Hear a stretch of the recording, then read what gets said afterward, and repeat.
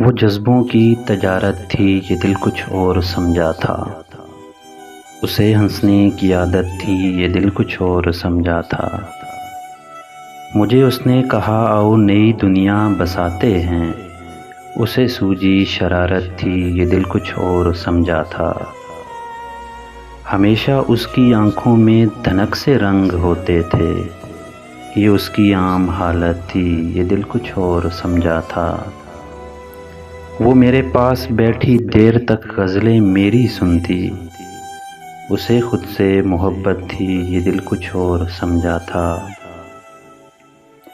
میرے کندھے پہ سر رکھ کر کہیں پہ کھو گئی تھی وہ، یہ ایک وقتی عنایت تھی، یہ دل کچھ اور سمجھا تھا۔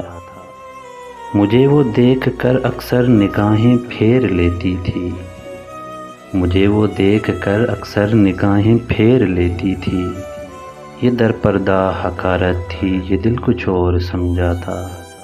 اسے ہنسنے کی عادت تھی، یہ دل کچھ اور سمجھا تھا۔